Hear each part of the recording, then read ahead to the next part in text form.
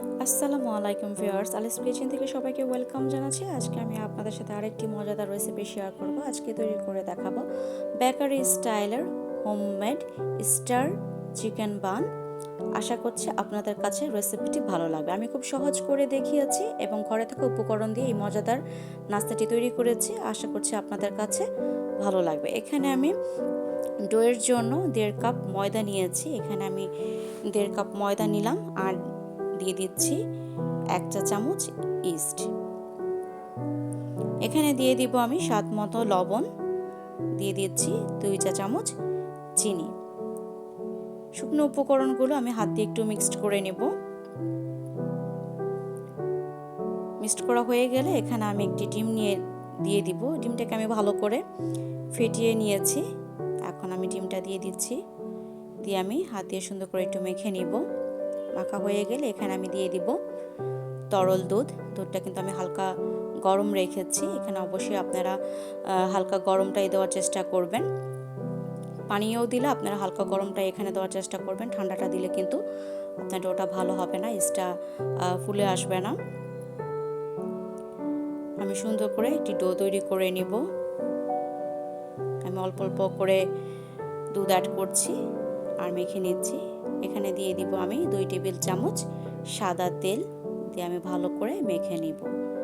ডোটা কিন্তু আমার নরম হয়ে এসেছে। আমি নরম করে তৈরি করেছি, এতে করে রুটিটাও আমার খুব সফট হবে। আপনারা দেখুন, দেখলেই বুঝতে পারবেন। মাখা হয়ে গিয়েছে। এখন আমি ঢেকে প্রায় 40 মিনিটের মতো আমি রেখে দিব, যে পর্যন্ত না এটা ডবল হয়ে আসছে। আমি গরম স্থানে রেখে দিচ্ছি। এখানে আমি চিকেন নিয়েছি। চিকেনের ব্রেস্টটাকে আমি সুন্দর করে ব্লেন্ডারে ঠিক 5 সেকেন্ডের মতো আমি ব্লেন্ড করে নিয়েছি।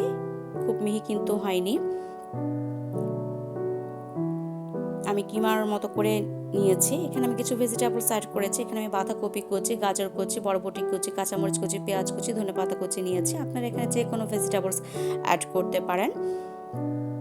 এখানে আমি সাদা তেল দিয়েছি প্যানের মধ্যে, দিয়ে আমি চিকেনের কিমাটাকে দিয়ে দিলাম। দিয়ে আমি সুন্দর করে একটু ভেজে নিব। যখন দেখব চিকেনের কালারটা এরকম সাদা হয়ে আসছে, সেই পর্যায়ে এখন আমি দিয়ে দিব 1/2 চামচ আদা রসুন বাটা,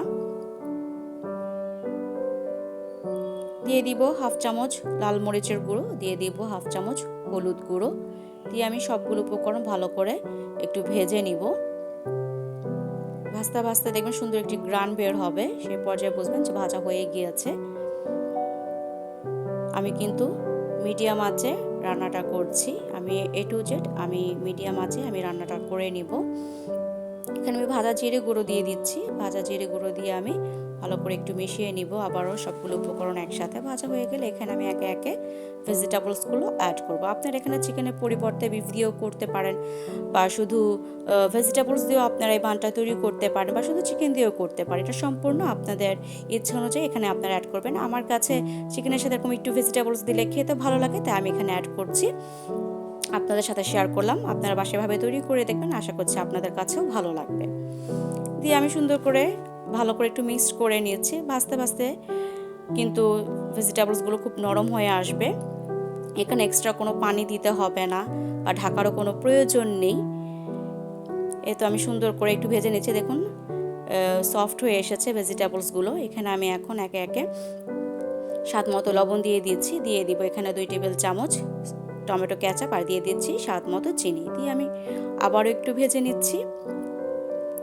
ভাজা হয়ে গেলে এখানে আমি দুধের সাথে আমি কর্নফ্লাওয়ারটা গুলিয়ে নিব। সেই মিশ্রণটা আমি এখানে দিয়ে দিব।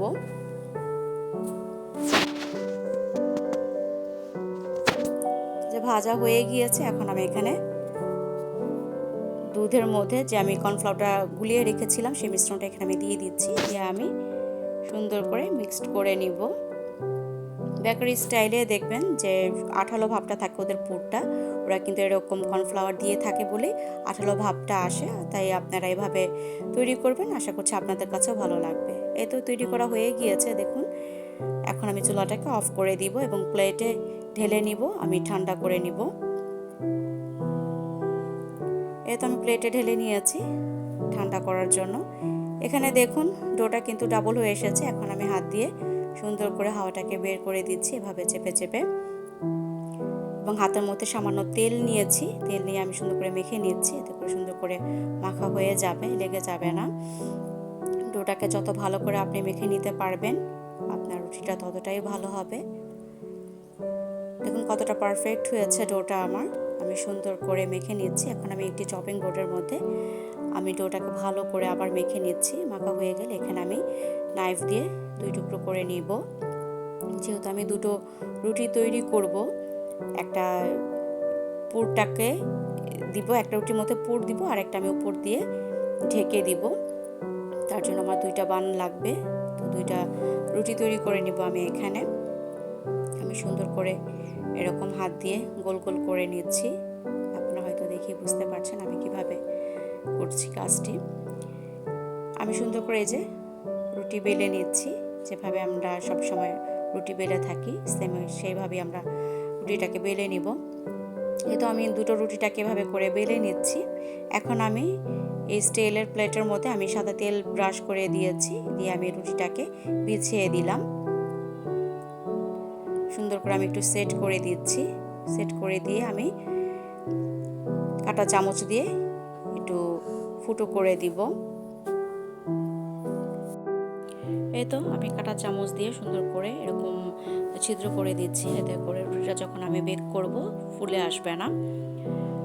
এখন আমি দিয়ে দিচ্ছি চিকেনের পুরগুলো। এখানে আমি পুরগুলো সুন্দর করে আমি চারো সাইডে আমি গোল করে সুন্দর করে আমি বিছিয়ে দিব।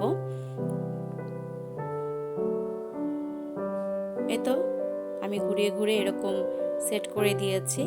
এখন আমি উপর থেকে আরেকটা রুটি সুন্দর করে আমি এভাবে জাস্ট এরকম ঢেকে দিয়ে আমি আঙ্গুল দিয়ে আমি চারো সাইডগুলো আমি সুন্দর করে একটু চেপে চেপে দিব। এটা আহামরি কিছু না যে অনেক কঠিন একটা কাজ, কেউ পারবে না, সবাই করতে পারবে না, সবাই করতে পারবে। আপনারা A to Z আমার ভিডিওটি ফলো করবেন, রেসিপিটি আপনারা দেখে তৈরি করবেন বাসায়। আশা করছি আপনারা সবাই পারবেন। আমি খুব সহজ করে আমি তৈরি করে দেখিয়েছি, আপনারা সবাই তৈরি করতে পারবেন। এই তো বিছানো হয়ে গিয়েছে। এখন আমি উপর থেকে একটি ডিম ব্রাশ করে দিচ্ছি। ডিম ব্রাশ করে দিয়ে আমি উপর থেকে সাদা তেল দিয়ে দিব। আপনাদের কাছে না থাকলে আপনারা দিবেন না, এতে করে কোনো টেস্টের কোনো ব্যাঘাত ঘটবে না, খেতে খুবই ভালো হবে। এটা জাস্ট দেখার সৌন্দর্যের জন্য। এখন আমি একটি নাইফ দিয়ে, নাইফের ঠিক উল্টো সাইড দিয়ে, যে ধারালো ঠিক উল্টো সাইড দিয়ে আমি স্টার করে আমি একটি শেপ দিয়ে নিচ্ছি। অনেকে সুতা দিয়ে করে, তো আমি সুতার থেকে আমার কাছে নাইফ দিয়ে করলেই বেশি ভালো লাগে, সহজ মনে হয়, তাই আমি এভাবেই করে দেখাচ্ছি। এই তো স্টার শেপ দেওয়া হয়ে গেলে আমি একটি তাওয়ার মধ্যে আমি তাওয়া বসিয়ে দিয়েছি, চুলার মধ্যে গরম করে নিয়েছি 10 মিনিট। এখানে আমি দিয়ে দিলাম। আমি ঢেকে প্রায় 40 মিনিটের মতো আমি লো হিটে আমি রান্না করব। 40 মিনিট পর ফিরে আসছি। এই তো 40 মিনিট পর আমি ফিরে আসলাম। দেখুন বানটা কিন্তু আমার একদম তৈরি হয়ে এসেছে, আর এই পর্যায়ে এত সুন্দর একটা গ্রান বের হচ্ছে যে কি আর বলবো। আমি নামিয়ে নিয়েছি। এখন আমি উপরে একটু তেল ব্রাশ করে দিচ্ছি। আপনারা এখানে বাটার ঘি আপনারা এখানে ব্রাশ করতে পারেন, তো আমি সাদা তেল দিয়ে আমি ব্রাশ করে নিচ্ছি। ব্রাশ করা হয়ে গেলে এখানে আমি প্লেটে নিয়ে নিচ্ছি। এই তো দেখুন প্লেটে নিয়ে নিলাম। এতটা সফট হয়েছে কি আর বলবো। দেখুন নিচটা কত সুন্দর বেক হয়েছে, পুড়ে যায়নি, খুব সফট হয়েছে এবং খেতেও অসাধারণ হয়েছে। আপনারা এই পর্যায়ে এসে গরম অবস্থাতে আপনারা ঢেকে রাখবেন, ভালো পরিষ্কার কাপড় দিয়ে কিংবা কোনো ঢাকনা দিয়ে ঢেকে রাখবেন, এতে করে আপনাদের বানটি আরও সফট হবে। আমি আর ঢেকে রাখলাম না, আমার বানটা এমনিতেই খুব সফট হয়েছে। আমি আপনাদেরকে একটু কেটে দেখাচ্ছি। তো স্মুদিভাবে কেটে যাচ্ছে, কি আর বলবো, এত সুন্দর করে বেক হয়েছে।